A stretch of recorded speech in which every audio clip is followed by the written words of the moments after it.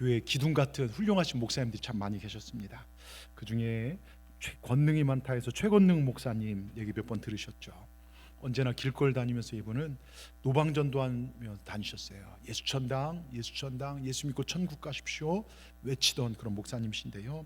한 번은 일본 경찰서장이 말을 타고 지나가는데 뒤에 따라가면서 예수천당, 예수 믿고 천국 가십시오. 근데 경찰서장이 뒤도 안 돌아보니까 말 귀에다 대고 소리를 질렀어요. 예수천당. 그때 놀란 말이 힝 하면서 어떻게 됐겠습니까? 아빠를 들은 바람에 서장이 말에 떨어졌습니다. 경찰서에 끌려가서 목사님을 경찰서 부하들이 막 지근지근 밟습니다. 여러분 발로 주먹으로 치고 발로 밟으면 아야야 소리가 나오잖아요. 근데 이분은 예수천당, 예수천당 이 소리만 나오는 거예요. 서장이 이렇게 세우더니 이보시오, 당신 그렇게 때리고 짓밟아도 예수천당이요? 그랬더니 목사님 하시는 말씀이, 서장님 제 가슴 속에는 예수님이 꽉 차 있습니다.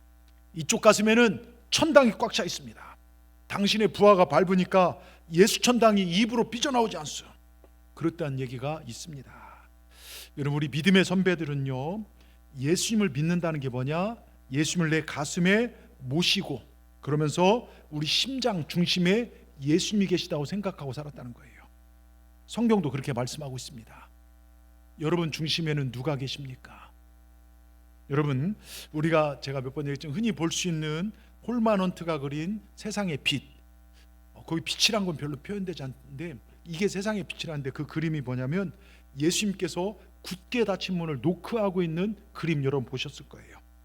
근데 가만 보면 바깥에는 손잡이가 없어요. 오직 안에서 열어줘야만 열 수 있는 문입니다. 자, 예수님을 영접하는 우리의 마음을 그린 그런 작품인데요. 여러분, 예수님 언제나 여러분의 마음을 두드리고 계십니다. 내가 열기만 하면 예수님을 내 안에 모셔드릴 수 있습니다. 자, 요한계시록 3장 20절에 분명하게 써 있습니다. 볼지어다 내가 문 밖에 서서 두드리노니 누구든지 내 음성을 듣고 문을 열면 내가 그에게로 들어가니라. 3장 19절을 띄워놨네요. 10절, 20절에요. 자, 내가 문 밖에 서서. 자, 요한복음 1장 12절에도 이렇게 써 있습니다. 믿음이 무엇인가? 정말 믿음에 관한 가장 명확하고 쉬운 설명이 요한복음 1장 12절에 나오는데요.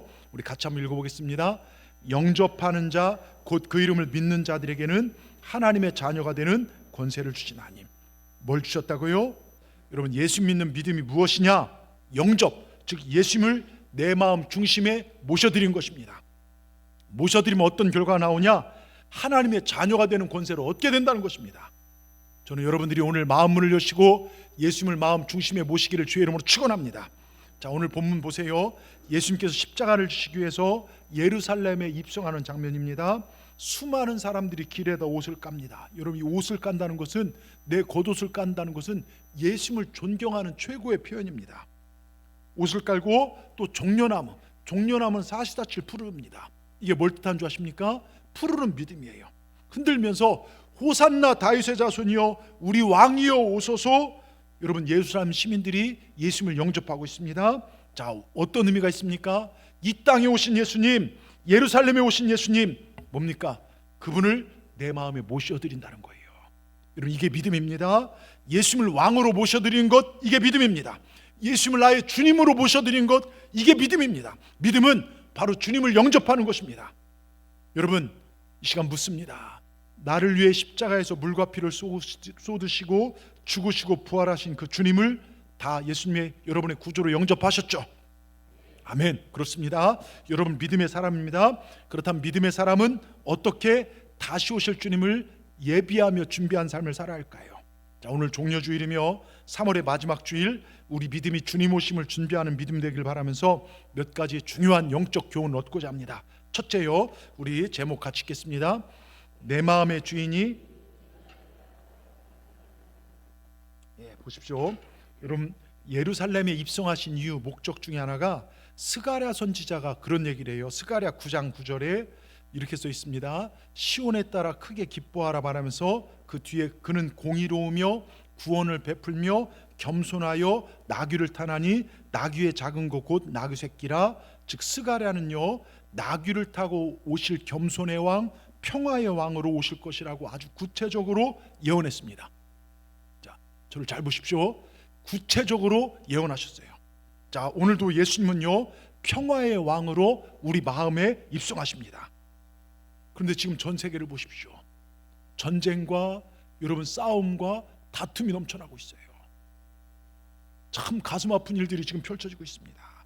여러분, 정말 왜 우리 마음에 평화가 없을까요? 내 마음 중심에 예수님 외에 다른 것이 앉아있기 때문입니다. 묻습니다. 여러분의 마음의 주인은 누구십니까? 이 시간 여러분의 삶의 중심에는 누가 앉아 있습니까? 여러분, 귀신이 앉아 있으면 귀신 들린 사람 되는 거예요.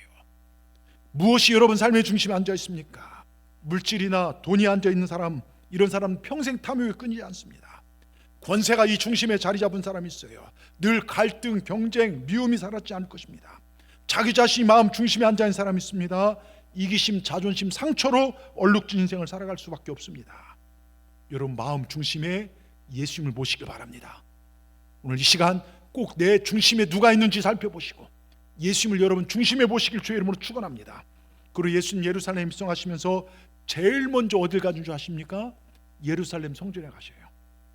거기서 장사꾼들을 내어 쫓으시고 성전을 아주 깨끗하게 정결하게 하시는 성전 정화 작업을 하십니다.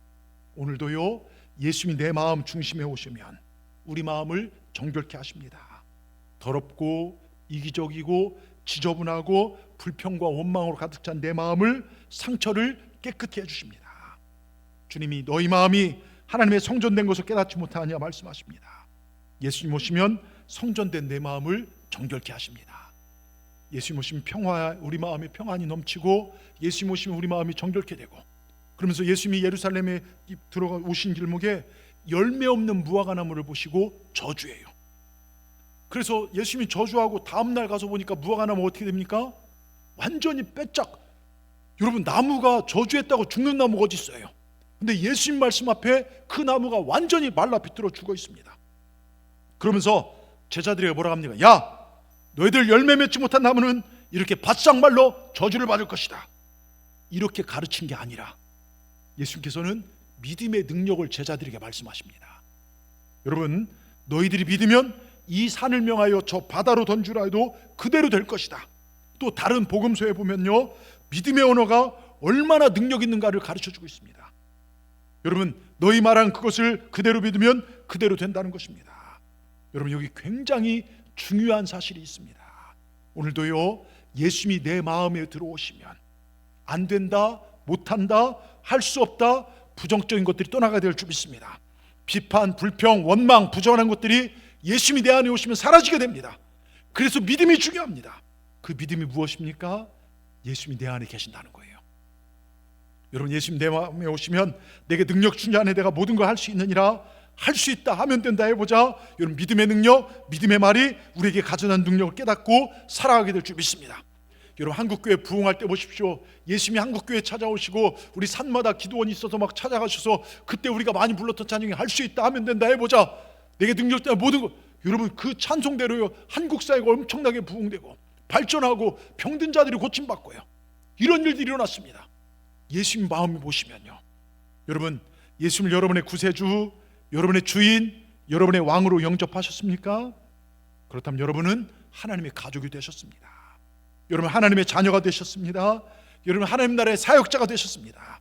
믿으십시오. 나는 하나님께 선택한 사람이다. 따라하십시다. 나는 하나님께 선택한 사람이다. 하나님께 나를 주관하신다. 하나님 나를 쓰기를 원하신다. 아멘. 그리고 그 믿음으로 하루하루 살아가시길 바랍니다. 자, 오늘 본문에 보면요 예수님께서 예루살렘에 들어가시는데 쓰임받는 몇몇 사람들이 나오는데 가장 소중하게 쓰임받는 존재가 나와요. 뭡니까?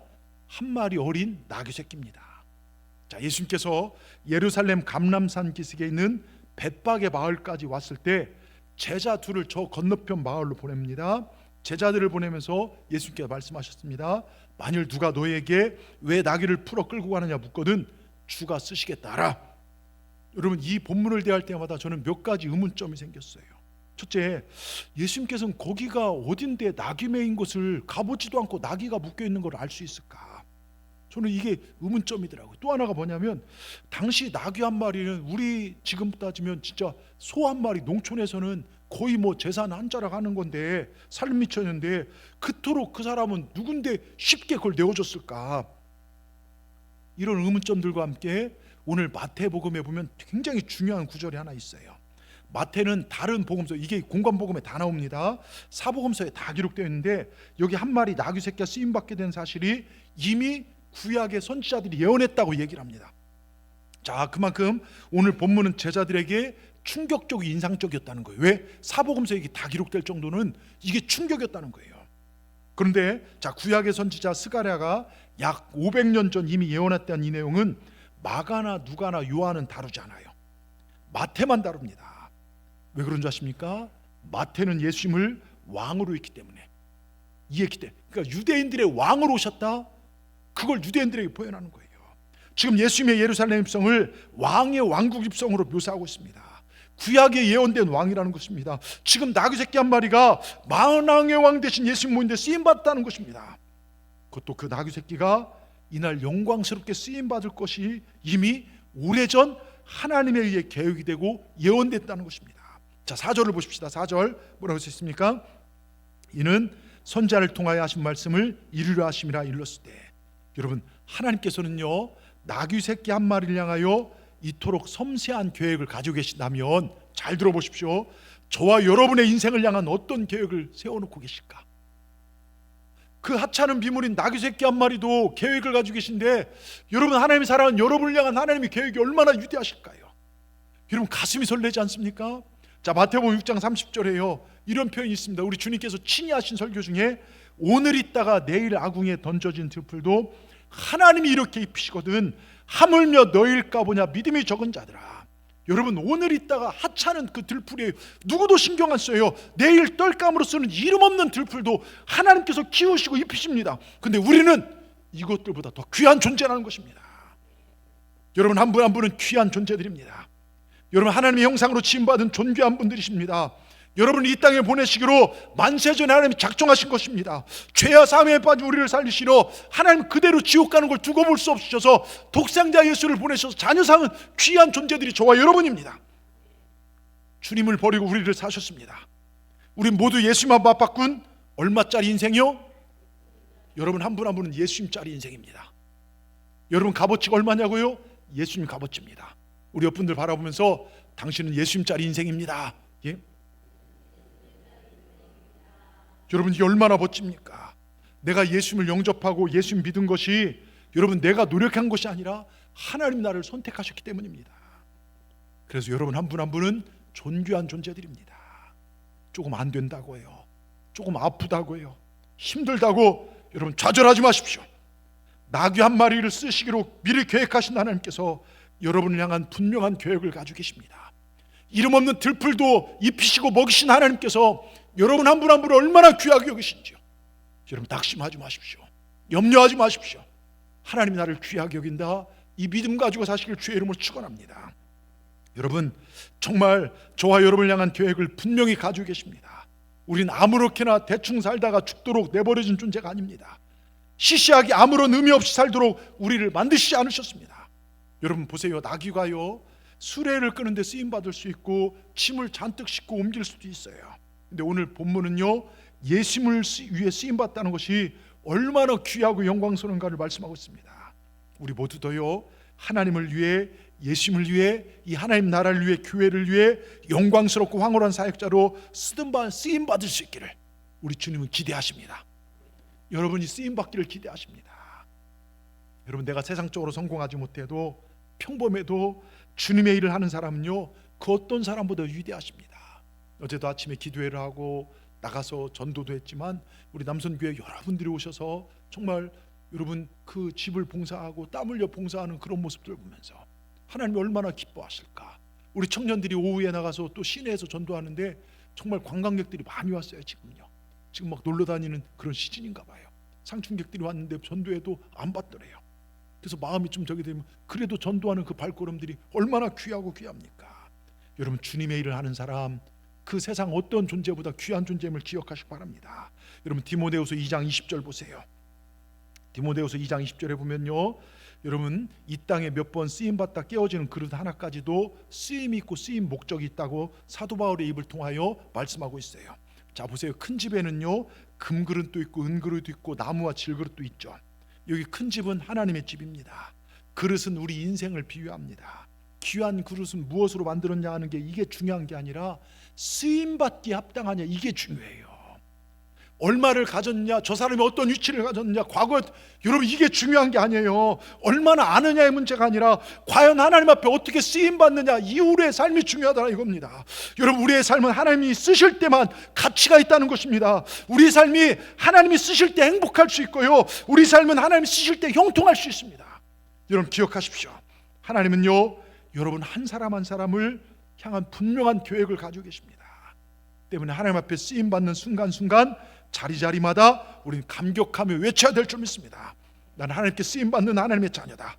주방공사를 하면서 우리 성가대원분들요 정말 멀리서도 오시고 성가대를 하시면서 정말 나는 하나님께 쓰임받는 존재다. 우리 선생님들 교사를 하시면서 우리 전도를 하면서 차량 운행하면서 속도원들을 돌보면서 정말 여러 가지 봉사를 하면서 하나님께 쓰임받고 있다는 이 분명한 확신을 가지시기 바랍니다. 그럴 때 우리는요 행복하고 형통할 수 있어요. 억지로 마지못해 하는 것이 아니라 기쁨과 감사로 나갈 때 다시 오실 주님을 기쁘게 맞이하는, 우리 주님을 내 가슴에 모시고 사는 사람들은 기쁨과 감사로 주님의 일을 감당하는 자들인 줄 믿습니다. 여러분 기쁨과 감사로 승리하시는, 최후 승리 얻는 우리 동산의 모든 분들 되기를 주의 이름으로 축원합니다. 두 번째요, 우리 제목 같이 읽겠습니다. 내가 예수님이 여러분 안에 거하는 삶을 사십시오. 자 오늘 아까지 제가 몇 가지 의문점이 있다고 했잖아요. 그걸 한번 생각해보고 넘어가는데요, 주님은 마을에 들어와 보지도 않고 어떻게 거기에 나귀가 매여 있는 걸 알 수 있을까? 왜 또 남의 나귀를 풀어 끌고 가느냐 주인이 화를 낼 때 주님이 쓰신다고만 하면 나귀를 내어줄 것이란 걸 어떻게 우리 주님 아셨을까? 그뿐이 아닙니다. 어떻게 주가 쓰신다 말 한마디로 홈이나 사반자로 빌리는 게 아니라 나귀를, 이 제삼미천대는 나귀를 내어줄 수 있을까? 대부분 주석가들이 제가 옛날에 설교 들을 때 이렇게 들었어요. 하나님은 전지전능하신 분이니까 그런 거는 쉽게 하셨을 것이다. 또 헌신되고 저쪽에 준비된 무명의 헌신자가 있을 것이다, 이렇게 생각해요. 근데 주님이 이런 것까지 주님의 신성을 이용했을까요? 아니라는 것이죠. 잘 보세요. 예수님은 예루살렘을 여러 차례 방문하셨지만 한 번도 예루살렘에서 주무신 적은 없어요. 그때마다 어디서 주무셨죠? 베다니. 어디서 주무셨죠? 베다니에서 주무셨어요. 예? 베다니 정신을 바짝 차려. 여러분, 자 베다니에서 여러분 주무셨는데요, 베다니는요 정말 마을 사람들과 함께 식사도 하시고, 베다니는 누가 삽니까? 마르다와 마리아. 베다니에서 주님은 굉장히 많은 이적을 행하십니다. 마르다 마리아가 사는 마을이에요. 여러분 주님이 그 바쁜 사역 속에서도 늘 쉬시는 집이 있었어요. 마르다 마리아 집. 저는 여러분 집이 그런 집 됐으면 좋겠어요. 주님이 언제든지 와서 쉬고 싶어. 근데 집에 들어갔더니 개판이 어지럽고 맨 싸움만 하고 있으면 야 나 여기 못 있겠다고 가실 수도 있어요. 여러분 주님을 모실 수 있는 여러분 집 되시길 바랍니다. 아시겠죠? 싸우지 마시고 청소 좀 잘 해놓으시고, 예? 십자가도 이렇게 걸어놓으시고, 이번 대신방 선물이 얼마나 여러분 성령의 기름 탁 그 향, 여러분 성전에서 향이 난다 해서 그 향을 만들었잖아요. 그걸 탁 뿌려서 집에 향내도 좀 뿌리시고, 예? 그리고 여러분 요즘 보니까 그러니까 연세 드시다 보면 내 냄새를 못 맡아요. 근데 막 옷이나 이런 데 오래 있다 보면 막 이런 찌든 내나 이렇게 할 때가 있어요. 그래서 항상 주위 분들한테 내가 냄새 나요? 아니면 이런 좀 물어봐서 향수도 좀 뿌리시고, 예? 그 향도 쫙 뿌리시고 예수님 언제든 쉴 수 있도록요. 여러분 보세요. 늘 예수님을 위해 식사를 준비하던 마르다가 있고, 발밑에 앉아서 말씀을 지켜드렸던 마리아가 있는 곳. 여기서 나사로가 죽을 때요, 예수님 사랑하는, 정말 예수님이 사랑한 자 나사로가 죽었을 때요, 그 죽음 앞에 눈물을 흘리면서 나사로에 일어나라, 죽은 자를 살렸던 곳이 이 동네예요. 여러분 정말 보세요. 주님이 거했던 베다니는요, 베다니의 뜻이 뭐냐? 번민하는 자, 아픈 가난한 자의 집, 고통의 집, 슬픔의 집, 이런 뜻을 가지고 있어요. 제가 어떻게 아냐? 제가 전에 있던 교회가 베다니 교회라 알아요. 여러분 그러니까 예수님은요 아픔과 슬픔과 질병과 고통을 삼키며 살아가던 베다니 사람들의 친구였고 희망이 되었어요. 주님은 높은 자리, 자기 이름 내는 자리, 요즘 보면 막 정치적으로 막 교인들도 보면 목사님들도 막 정치적으로 막 드러내고 그런 자, 주님은 이름 없는 자들, 고통자 그런 데를 찾아가셨어요. 교회가 권력이 되고 힘이 되는 게 아니라 어렵고 힘든 자를 찾아가서 그들의 힘이 되고 위로가 돼야 하는데 이상하게 바뀌었어요. 여러분, 우리 예수님요 그들의 정말 가서 이 마을에서 베다니에서 납병 환자 시몬을 고쳐줬죠. 죄 많은 여인 뭡니까? 옥합을 깨뜨린 그 여인의 죄를 사하여 주셨죠. 죽은 자를 살리고 소망과 생명의 주님이 되심을 베다니에 보여주셨습니다. 여러분, 나중에 십자가에 달려 주님 돌아가시고 부활하셨을 때요 베다니 마을 앞까지 오셔서 저들을 축복하신 하늘로 올리셨다고 누가복음에 분명히 기록하고 있습니다. 그때 그곳에 모인 사람들이요 수많은 사람들이 예루살렘에 들어가 기도하고 찬송하다가 성령 충만받고 그들이 세상을 변화시키고 초대교회가 그때부터 시작해서 전 세계의 기독교가 시작된 게 그때 아닙니까? 때문에요 그 마을 사람들은 주님이 원하신 것이라면 아낌없이 바칠 준비가 되었다는 거예요. 저는 우리 교회 여러분이 이런 베다니 사람들 같은 삶이 되기를 주의 이름으로 축원합니다. 고통, 슬픔, 아픔의 집이 아니라 그러한 인생에 찾아오셔서 함께 하신 주님, 치유하신 주님, 동행한 삶, 이런 삶이 되시길 주의 이름으로 축복합니다. 그래서 주님께 쓰시겠다 하면 아낌없이 내어드릴 수 있는 그런 사람 말입니다. 여러분, 마가복음 14장 3절에 보세요. 마가복음 14장 3절에 같이 읽어보겠습니다. 전에 마가복음이요, 마가복음. 오늘따라 마가복음 14장 3절입니다. 14장 3절에 보면 예수께서 베다니 문둥이 같이 읽겠습니다. 예수께서 베다니 납병 환자 시몬의 집에 식사하실 때에 한 여자가 매우 값진 향유 곧 순전한 나드 한 옥합을 가지고 와서 그 옥합을 깨뜨려 예수의 머리 부으니. 여러분, 누굽니까? 예수님이 복음 전할 때마다 기억하는 한 여인이 등장합니다. 베다니에서 문둥이 납병 환자 시몬을 고쳤을 뿐만 아니라 거기서 한 여인이요 자기에게 구원을 주신, 자기 같은 죄인을 사랑해 주신 그 주님 앞에 자기 어떻게 미래예요, 자기 살아갈 미래를 갖다가 주님 앞에 부었어요. 예수님의 장례를 준비합니다. 이런 예수님이요 지금 십자가를 향해 예루살렘에 올라가시는데 우리를 구원하신 왕으로 입성하신데 그깟 나귀 새끼 한 마리 못 바치겠냐? 그렇습니다. 여러분, 예수님 안에 베다니 사람들이 있었고 베다니 사람들 안에 예수님이 계셨어요. 저는 동산교회 안에 예수님이 계시고 동산교회 저와 여러분 안에 우리 주님이 계시길 주의 이름으로 축원합니다. 이런 관계 속에서 주여 여기 있습니다, 마음대로 제 삶을 쓰십시오, 진정한 예수님에 대한 주인됨이 나타납니다. 이런 믿음이 뭔지 아십니까? 예수님을 나의 왕, 나의 주님을 영접했으면 그 주님이 나의 주인됨을 깨끗이 인정하는 것입니다. 이걸 그리스도의 주권의식이라고 합니다. 그런데 한국교회 우리들의 부족함이 뭔지 아십니까? 예수님 나의 왕, 그리스도 구원자 맞습니다. 근데 주권은 내게 있습니다. 이게 잘 안 돼요. 아닙니다. 믿음은 주인됨을 주님께 두는 것입니다. 여기 문명의 헌신자예요. 나귀 주인이 나귀를 내어준 것은요 단순한 나귀 새끼 짐승을 내어준 게 아니라 바로 자기 자신을 내어준 것입니다. 믿음은요 내 자신을 주인 되신 주님께 내어놓는 것입니다. 여러분, 갈라디아 교회 성도들도 보세요, 얼마나 믿음이 좋은지요. 자, 갈라디아 4장 15절, 갈라디아 4장 15절 같이 읽겠습니다. 너희의 복이 지금 어디 있느냐? 너희가 너희에게 증언하여 너희가 할 수만 있었더라면 너희 눈이라도 빼어 나에게 주었으리. 여러분, 사도 바울을 향한 갈라디아 교인들은요 이러한 확실한 주권의식이 있어요. 자기들의 복음을 전하고 자기들에게 구원의 길을 정말 제시한 그 사도 바울 목사님이 눈이 안 좋으니까 그 눈을 빼서라도 주겠다. 사도 바울이 그걸 느낄 정도로 그 교인들이 그렇게 살아냈다는 거예요. 여러분, 근데 그게 너희들의 복이라는 것입니다. 그만큼 목회자를 사랑했다는 거예요. 여러분, 제가 눈이 갑자기 이제 뭐 걸려서 눈을 빼서 다른 눈으로 이제 교체해야 된다. 그럼 눈 빼줄 수 있으시겠죠? 그럴 줄 알았습니다. 예. 이런 뭐 지금 헛기심 좀 하시고, 예.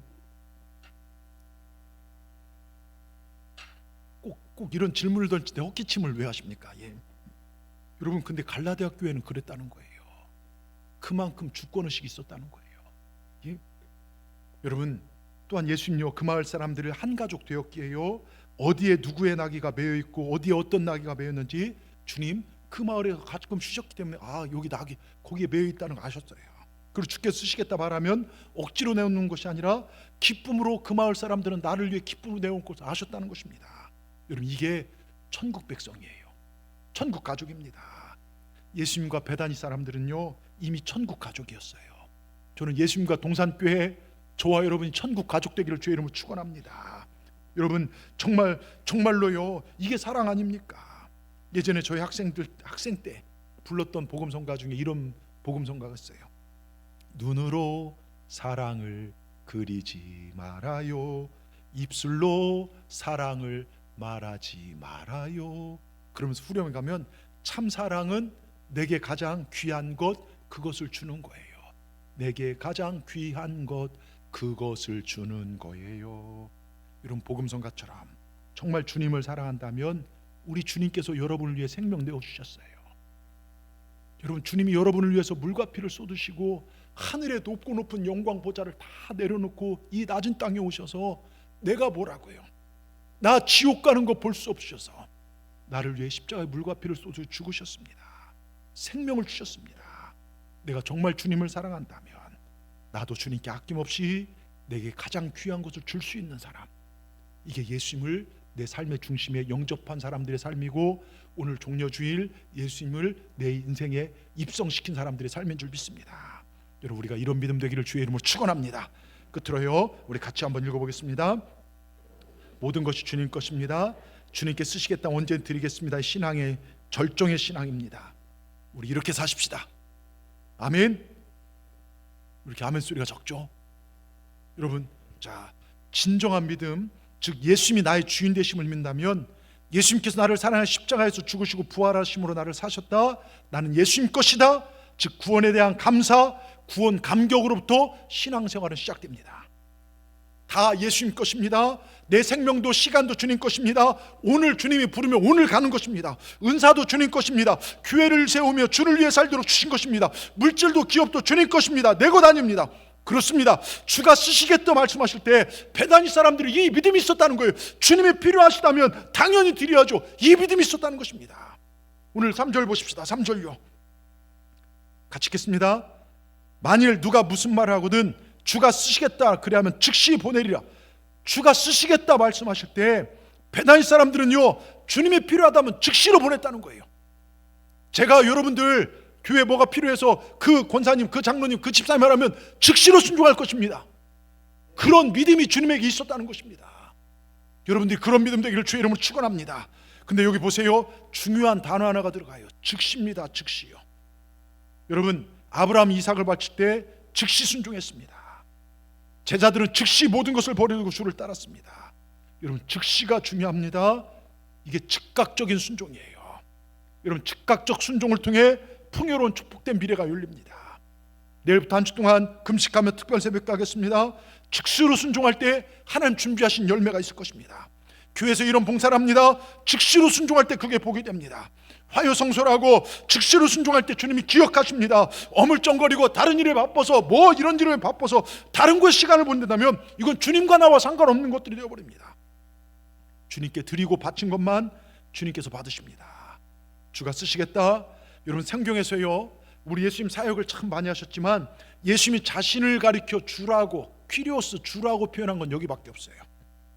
그만큼 오늘 성경은 굉장히 중요합니다. 십자가 지시기 전에 예루살렘에 입성하셔서 내가 주인이란 걸 밝히십니다. 여러분, 내가 주인이다, 네 인생의 주인은 나다, 네 삶의 영생을 책임진 거 나다, 이게 주님의 선언입니다. 여러분, 예수님이 주인이십니다. 여러분, 그래서 우리가 참된 헌신과 봉사와 섬김은요 모든 것의 주인된 예수님을 사랑하는 마음에 나와야 돼요. 사랑이 없는 헌신, 사랑이 없는 봉사, 감사가 없는 섬김, 그거 아무것도 아닙니다. 여러분, 예수님 예루살렘 올라가실 때마다 언제나 베다니 사람들 방문하고 만나주셨어요. 근데 오늘따라 마을은 안 찾아오시고 나귀 새끼 한 마리만 요구하십니다. 근데 그들은 이 길이, 이번 여행이 어떤 길인지 아셨을 거예요. 십자가의 길인 걸 아셨을 것입니다. 죽으러 가신 길임을 아셨을 것입니다. 때문에 나귀를 드린 것은 예수님의 죽음을 준비해 드린 것입니다. 여러분, 바로 여기에 헌신의 원리가 있어요. 우리가 주를 위해 무엇을 할 때마다, 우리가 교회를 위해 주의 몸된 제단을 위해 뭔가를 드릴 때마다 내 가슴 속에 예수 그리스도에 대한 사랑과 복음의 보혈의 피가 묻어 있어야 됩니다. 예수 그리스도에 대한 그 정말 보혈에 대한 십자가의 죽으심에 대한 부활에 대한 감사와 감격으로 우린 넘쳐 흘려 예배드리고 봉사도 하는 것입니다. 나 같은 죄인을 구원해 주신 그 은혜에 감격하여 봉사하는 것입니다. 예배 시간, 찬양 시간마다 우리 성가대가 찬양을 드릴 때마다 그 가슴 속에 피 묻은 예수님의 복음이 있어야 된다는 것입니다. 아이들에게 말씀을 가르칠 때 선생님의 가슴 속에 예수님의 피 묻은 복음이 있어야 되고, 속회 식구들 가슴에 끌어안고 기도할 때마다 선교회 식구들 가슴에 끌어안고 기도, 예수님의 피 묻은 복음이 있다면 여러분, 우리가 그 사람들을 사랑으로 대하지 않겠냐 이겁니다. 여러분을 상처 주고 여러분 가슴 아프게 했던 그 사람들을 내 안에 예수님의 피 묻은 복음이 있다면 그들을 미워하고 싸우는 것이 아니라 품어줄 수 있지 않겠냐 이겁니다. 그게 주님께 쓰임받는 사람들의 삶입니다. 주님이 쓰시겠다. 예, 주님 언제든지 저를 써주십시오. 저는 주님께서 피로 사신 주님의 것입니다. 여기에 신앙의 절정이 있습니다. 여러분, 가슴마다 예수 사랑으로 들끓고 있는 사람들, 예수님과 맺은 그 사랑, 그 관계가 벅차 주를 위해 자신을 드리길 원하는 사람들을 향하여 오늘 주님 말씀하십니다. 풀어 끌고 오너라. 메인 나귀를 풀어 끌고 주님 앞에 와야 주님이 타십니다. 여러분, 말로는 주님 사랑한다고, 말로는 뭘 다 하지만 실제 주를 위해 뭐든 드리고 막상 풀어 올라면요 인색하고 주저하는 사람들이 이 땅에 참 많이 있습니다. 여러분, 풀어 끌어내는 것이 중요합니다. 이 시간 여러분, 사업과 물질에 묶여있는 분이 계십니까? 묶인 것들이 풀어지기를 주의 이름으로 축원합니다. 주를 위해 바로 쓰임받기를 축원합니다. 질병에 묶여있는 분들 계십니까? 묶인 질병은 예수 이름으로 풀어질지어다. 주신 건강, 주를 위해 올바로 쓰임받기를 축원합니다. 자녀들도 어떤 곳에 묶어두지 마시고 풀어 주님께 맡기시길 바랍니다. 주께서 귀하게 쓰실 줄 믿습니다. 여러분, 주께서 쓰셔야 할 것들이 엉뚱한 곳에 쓰일 땐 풀렸던 것도 묵혀진다는 거 기억하셔야 합니다. 기회도 명예도 건강도 물질도 주께서 묶으시면요 그거 풀 자 아무도 없습니다. 죄송합니다. 저희 집안 얘기를 해서요. 제 동생이 사업을 시작하면서 약 20여 년 됐죠. 승승장구했습니다.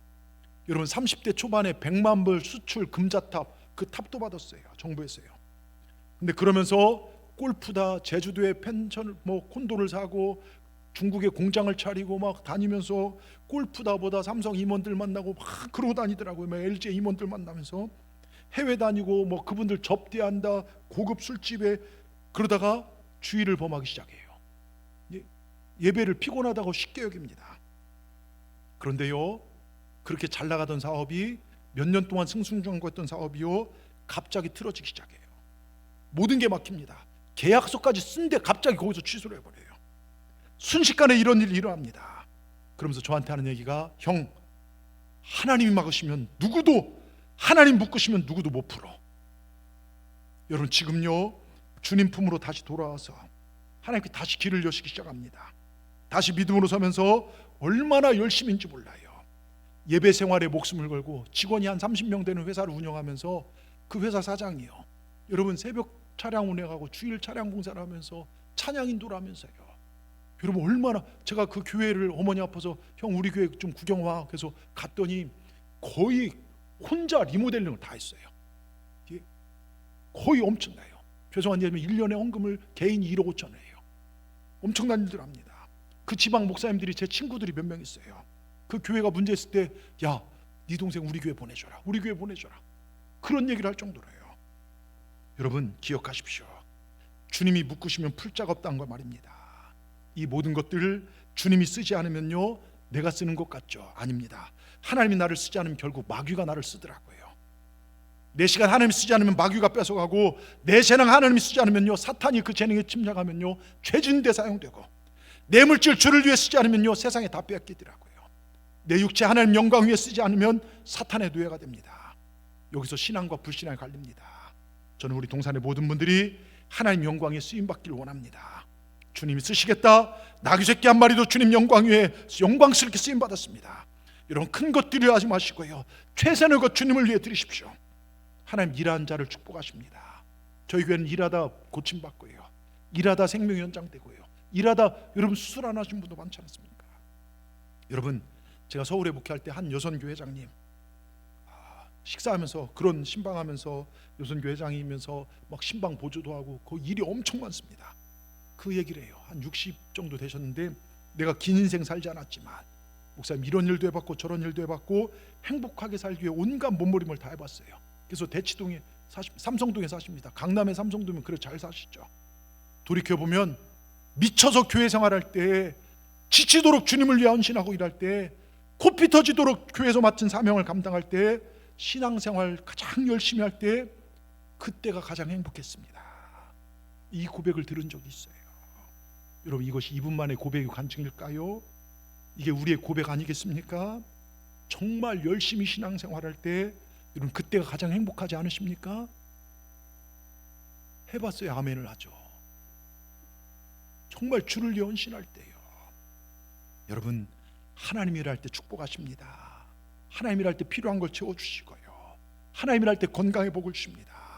크게 받아 일하는 게 아니에요. 크게 일하면 크게 부어주신 것입니다. 가만히 앉아있는 자, 묶어있는 자 하나님이 쓰실 수도 없고 하나님께서 쓰시지도 않으십니다. 여러분, 이 예배가 무엇입니까? 날 찾아오신 예수님을 받아들인 것입니다. 오늘 예수님을 받아들이시기 바랍니다. 설교가 무엇입니까? 말씀으로 찾아온 주님을 내 삶으로 영접하는 것입니다. 믿음이 무엇입니까? 영접하는 자, 곧 예수님의 이름을 믿는 자가 하나님의 자녀된 권세를 얻는 것입니다. 그래서 우리는 심령의 정권 교체가 일어났어요. 우리의 대통령, 우리의 왕은 지금 대통령이 아닙니다. 우리의 대통령과 우리의 왕은 오직 예수 그리스도이십니다. 아멘. 여러분, 졸다가 제가 막 이거 정치적 얘기한 거 아닙니다. 괜히 막 우리 예수님 사람들이 막 누구를 기후 1번이고 기후 2번, 교회에서 절대 그러지 마세요. 선거운동도 될 수 있으면 교인들한테 안 했으면 좋겠어요. 서로에게 부담이 돼. 왜 색깔이 틀려? 근데 우리의 심령의 왕은 예수님입니다. 그분만이 나의 주님 되십니다. 오늘 그 주님이 여러분을 소중히 쓰시길 원하십니다. 주님은 여러분의 속회와 선교회를 쓰기 원하시고, 여러분 주님께 쓰임받고 사시다 주님 품에 안기시길 바랍니다. 세상 것만 욕심부리고 끝까지 붙잡을 거, 정말 끝까지 붙잡을 수 없는 것만 붙잡고 살다가 주님께서 와라 해서 이 세상의 모든 것을 뒤로하고 내 생명이 끝나서 주님 앞에 갔는데 내가 너를 모르겠다, 여러분, 그럼 망한 인생 되는 겁니다. 영원히 망한 인생 되는 것입니다. 저는 목사로서요, 우리 성도분들 중에 그런 분 없기를 바랍니다. 마지막 때 가서 영원히 망한 인생 없기를 주의 이름으로 축원합니다. 여러분, 정말 가치 있고 영원히 남을 그 일을 하시다가 주님 품에 안기시길 주의 이름으로 축원합니다. 제가 칼럼에 넣었지만요, 연극 중에 15분밖에 남지 않은 한 젊은이를 주인공으로 한 작품, 단지 15분이라는 작품이 있어요. 이 주인공은 어려서부터 총명했고 뛰어난 성적으로 박사과정을 수료하고 논문 심사에도 극찬을 받았습니다. 이제 학위 받을 날짜만 기다리면 되는 상황이었습니다. 그의 앞날은 이제 장밋빛, 진짜 환상적 인생이었어요. 근데 어느 날 가슴에 심한 통증을 느꼈습니다. 병원 찾아가서 정밀 검사 결과 청천벽락 벼락 같은 진단이 떨어집니다. 시한부 인생, 남은 시간 단지 15분, 망연자실합니다. 이 모든 상황을 믿기지 않습니다. 그렇게 허무하게 5분이 지나갔어요. 이제 남아있는 인생 10분입니다. 이때 그가 누워있는 병실에 한 통의 전보가 날라왔습니다. 억만장자였던 당신 삼촌이 방금 돌아가셨습니다. 그의 재산을 상속할 사람은 당신뿐이니 속히 상속 절차를 밟아주십시오. 그러나 죽음을 앞둔 그에게 그 많은 돈은 아무 소용없었습니다. 그렇게 운명의 시간은 또다시 줄어들었습니다. 그때 또 하나의 전보가 도착했어요. 당신의 박사학위 논문이 올해의 최우수 논문상을 받게 된 것을 알려드립니다. 축하드립니다. 이 축하 전보도 죽음 앞에 있는 그에게 아무런 위안이 되지 않았습니다. 그리고 다시 절망에 빠진 그에게 또 하나의 전보가 날라왔습니다. 그토록 애타게 기다리던 사랑하는 연인으로부터 온 결혼 승낙이었습니다. 하지만 그 전보도 그의 죽음의 시계를 멈추게 할 수 없었습니다. 마침내 15분이 다 지나고 그는 숨을 거두게 됩니다. 여러분, 이 연극은요, 한 인간의 삶을 15분이란 짧은 시간에 압축시켜 보여준 거예요. 15분이지만 여러분, 영원에 비하면요, 영원, 주님이 만드신 영원한 세상에 비하면 15분이나 100년이나 큰 차이 없습니다. 우리도 끝이 있다는 것입니다. 여러분, 돈도 명예도 사랑도 죽음 앞에 다 끝이 있습니다. 벌써 2026년 3월의 마지막 주일입니다. 여러분, 시간이 이만큼 가면 내 남은 시간도 이만큼 늘어나는 게 아니라 한계가 있는 시간에서 남은 시간도, 살아갈 시간도 그만큼 줄어들었다는 것입니다. 내 삶의 끝이 있다는 걸 인정하시길 바랍니다. 이 끝이 있는 인생을 잘 살기 위해서 우리는 예수님을 내 중심에 모시고 믿음으로 살아야 합니다. 하나님께 쓰임받고 하나님께 드린 것만 남습니다. 많은 시간 나를 위해 사용했고 많은 물질을 나와 자녀를 위해 쏘았습니다. 하나님을 위해 쏜 것만이 주님 것입니다. 여러분, 시간 생명입니다. 우리가 쓰는 이 시간요, 생명의 주인 하나님이십니다. 하루하루 살아가는 것 하나님의 은혜고 은총입니다. 우리의 생명 하나님부터 잠시 빌려 쓰는 것입니다. 주인 되신 하나님께서 오늘 밤 너 와라 부르면요, 우린 하나님 앞에 설 수밖에 없는 게 저고 여러분입니다. 우린 안개와 같은 존재라고 하죠. 안개는요, 아침에 피지만 햇살이 나면 사라집니다. 우리도 마찬가지입니다. 여러분, 잠깐의 인생을 이용해서 거둘 수 있는, 오래 갈 수 있고 영원한 가치가 있는 그것을, 그 열매를 맺고 사시길 바랍니다.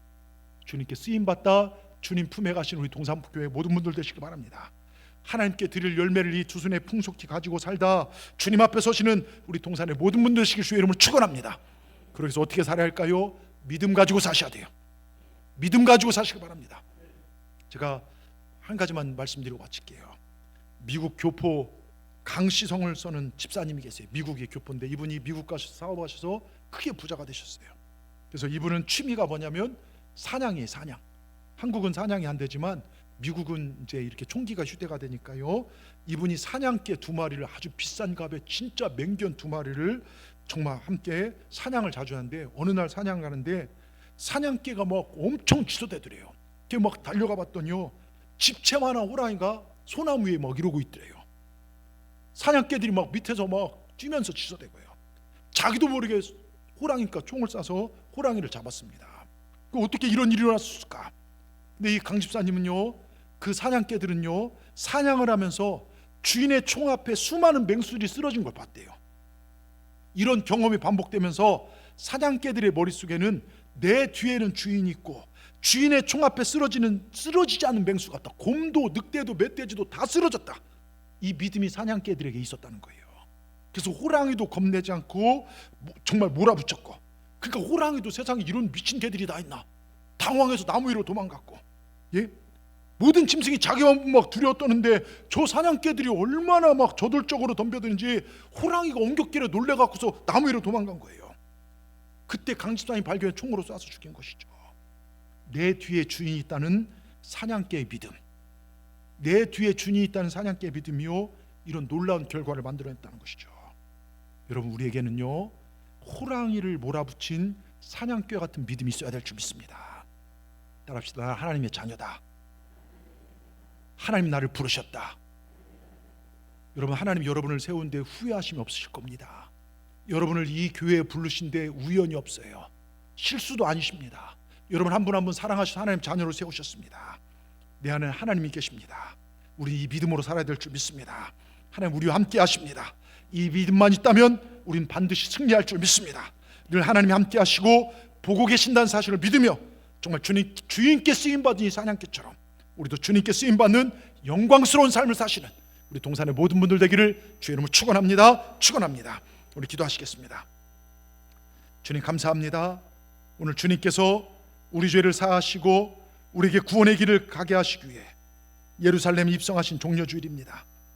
이 종려주일에 내 마음의 주인이 누구인지, 내 인생의 주권이 누구에게 있는지, 오직 예수님만이 내 인생의 주인이시고 그리스도이시고 구원자이심을, 내 모든 삶의 주인이심을 인정하고 사는 바른 신앙인 우리 동산의 성도들 다 되게 하여 주시옵소서. 그래서 내가 예수님 안에, 예수님이 내 안에 사시는, 또 주가 쓰시겠다면 묶은 것을 풀어서라도 기쁨으로 드리는 삶을 살게 하여 주시옵소서. 천국 가족으로 살아가게 하여 주시옵소서. 모든 주권을 주님께 인정하며, 그리고 우리 인생의 마지막이 있음을 기억하고, 지금 이 시간 사는 것도 하나님께서 우리에게 잠시 허락한 시간임을 기억하며 사는 동안 하나님 영광 위에 살 수 있도록 우리를 인도하여 주시옵소서. 늘 언제나 하나님 내 안에 계시고 나의 등 뒤에 계셔서 내게 힘을 주시고 힘을 주심을 믿고 주님께 쓰임받는 영광스러운 삶을 살아내는 우리 모두가 되게 하여 주시고, 날 부르시듯 내 생각보다 크고 날량한 계획, 주님의 계획은 실로 말할 수 없는 큰 줄 믿습니다. 가장 좋은 길로, 가장 완전한 길로 주님 우리를 인도하실 것을 믿고 주님께 감사를 드리며 예수님의 이름으로 기도하옵나이다. 아멘.